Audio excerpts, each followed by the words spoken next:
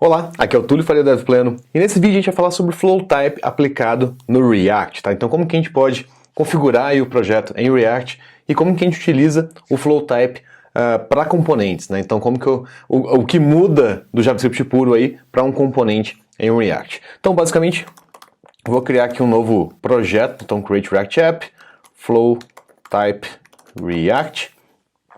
Tem algumas configuraçõezinhas que a gente tem que fazer para que funcione bem interessante aqui, né, o React com Flow, mas são coisas básicas, mas basicamente para funcionar bem com Babel também e tudo mais, a gente precisa de uma ferramenta que extrai os tipos do Node Models ali para o nosso projeto. Então, basicamente ele vai tirar os tipos ali de dentro do React DOM e extrair para a gente conseguir utilizar, né? Então, para que ele consiga realmente validar esse código aí. E eu vou mostrar para vocês como que a gente pode fazer isso aqui agora. Então, terminando dele instalar aqui, e a gente já vai começar instalando.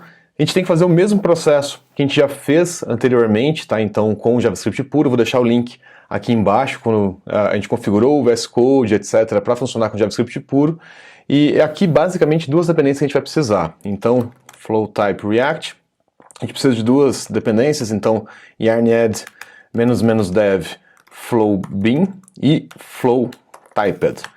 Então, por que eu estou colocando o flow bin dentro do projeto? Porque o flow typed usa o flow bin direto do Node Models que está no projeto, tá? Então, se a gente não colocar ele dentro do dev aqui, ele vai dar erro aqui pra gente, tá? Então, basicamente, o que a gente vai fazer? A gente vai iniciar aqui falando que a gente vai utilizar o flow, tá? Uma coisa que é bastante legal, se eu quero rodar um módulo que tem um binário que está dentro do Node Models, eu posso rodar com yarn, né? Então posso fazer yarn flow init, mesmo que eu não tenha o script no package.json, ele funciona fazer isso. Vou dar um code ponto. Então, olha só, o que acontece? Vamos só pegar aqui. Legal. Então, olha só, a gente está aqui com o projeto aberto. Eu já dei o flow init, então ele já abriu aqui pra gente o flow config, né, já criou pra gente. E se eu abrir aqui o source, ainda não está com o flow, né, então a gente tem que anotar o arquivo aqui para rodar com o flow. Então olha só, vamos pegar aqui e vamos colocar um @flow, /flow aqui. Vou salvar, a gente vai perceber que o plugin já está rodando aqui, né, então, mas vai acontecer um outro detalhe aqui que é o seguinte. Vamos começar a definir aqui alguns tipos, né, que a gente precisa para tipar, entre aspas, aqui o nosso componente. E é muito legal, porque a gente vai utilizar isso de uma maneira bastante interessante, né, porque o componente é a unidade básica no React, né, então a gente vai acabar adicionando algumas dicas aí para validar esses nossos componentes. Então, o que é legal é o seguinte, eu vou definir um tipo aqui para minhas propriedades. Então, basicamente eu tenho um props para minhas propriedades. E aí o que eu vou fazer? Eu vou vir aqui no meu componente e passar props para ele. Tá? Então, eu defino um tipo props e passo props para cá. Obviamente eu posso pôr o nome que eu quiser nessa props aqui, tá? Eu estou criando um novo tipo, que é o tipo que eu vou utilizar no componente. E aí eu posso colocar, por exemplo, show boolean, por exemplo, tá? Então, mas olha só que interessante. Aqui ele começou a resmungar comigo de novo, falando que eu só posso usar no arquivo test_file. A gente vai corrigir isso aqui agora, tá? Então, mas olha como que eu passo aqui para o componente, tá? Então, passo uma props dessa forma aqui. Como que a gente corrige isso aqui no Visual Studio Code? Se eu tiver no Mac, eu vou aqui em Code Preferences e Settings, tá? No Windows é bastante semelhante aí também, tá? Então, a gente vai procurar algo nesse sentido. O que acontece? Esse arquivo aqui é o arquivo nosso que dá para a gente passar entre as configurações, né? Então, basicamente eu tenho as configurações de usuário e as configurações de workspace, tá? Então, qual que é o detalhe aqui? Eu posso vir nos três pontinhos, dar um Open Settings, tá? E esses settings aqui, eu posso fazer o seguinte, eu posso colocar uma opção aqui, chamada Flow Enabled, e colocar como True, tá? Que mais? e eu posso colocar um flow.path to flow e passar aqui um caminho para ele, que basicamente é node models /.bin /flow. Só isso, vou salvar, tá? Então lembra o seguinte, ó, se eu trocar do lado esquerdo aqui, eu estou trocando no VS Code inteiro. Se eu trocar do lado direito aqui, eu estou trocando para o workspace. Então basicamente ele está criando esse arquivo para mim aqui, .vscode, e o settings.json. Tá? Então ele vai aplicar somente aqui nesse workspace, nessa pasta, tá? E aí aqui, deveria já ter resolvido aqui, vamos só fechar e abrir de novo. Deveria ter desligado aqui já. Vamos ver por que não desligou. Vamos editar mais um pouco aqui e salvar. Ah, faltou uma coisa. Aqui no settings, né, faltou um detalhezinho, que é o seguinte. Faltou a gente adicionar um outro item, javascript .validate.enable, e a gente vai desabilitar a validação de JavaScript, porque a gente já está forçando o flow, né, então a gente vai desligar do JavaScript, e aí agora ele para aqui de dar aquele erro para a gente, tá? Então, olha só que legal. Agora, falando da especificidade, né, então o que é específico aqui pro React junto com o Flow, tá? Então, a gente tem aqui o type props show boolean, né? Então, eu tenho uma propriedade show que é obrigatória agora nesse componente meu. Então, se eu for utilizar esse componente, ele já vai alertar que eu não tenho a propriedade show, né? Então, por exemplo, se eu criar um novo componente hello.js, vou anotar ele aqui com flow, e aí import React from React const hello é igual props, e aqui eu vou colocar um return h1 hello export default hello. E aí tem um detalhe, né?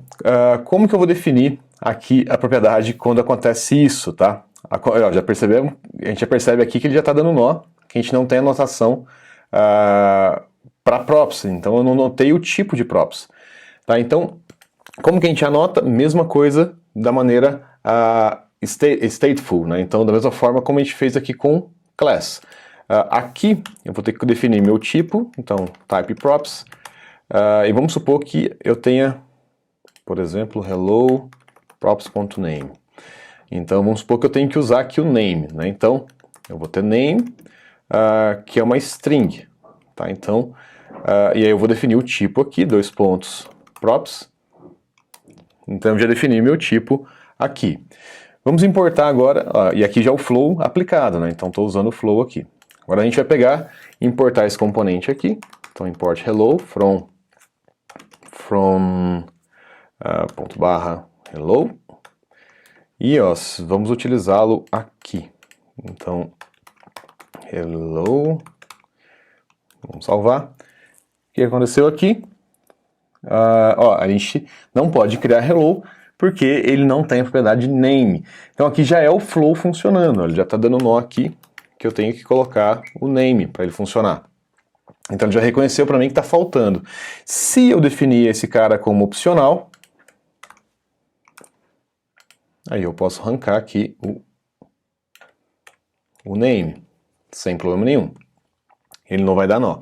Um outro ponto bastante interessante, se a gente não estiver fazendo um componente stateless, né, como foi aqui, que a gente só definiu props, nesse caso aqui a gente poderia ter um estado interno, né?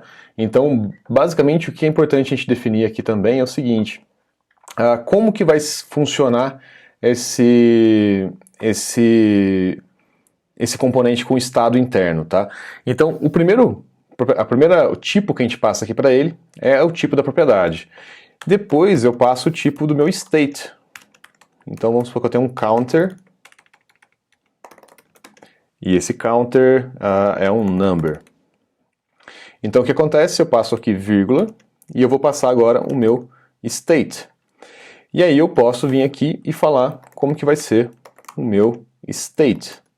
Então state vai ser Aliás, eu posso até definir uma coisa que é legal, não é static não, só uma coisa aqui, state, posso definir o tipo dele também, state, e definir aqui como que ele vai ser, counter vai ser igual a 0, então ele vai começar com 0, e eu posso definir o meu static default props.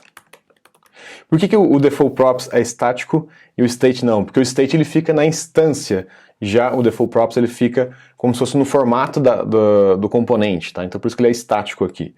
E aí eu vou definir aqui, por exemplo, show é igual a false, tá? Então funciona bem interessante aqui. Vamos só colocar aqui o tipo também, props. Então a gente pode checar o tipo aqui também. Eu posso utilizar também o default props aqui, né? Então hello.default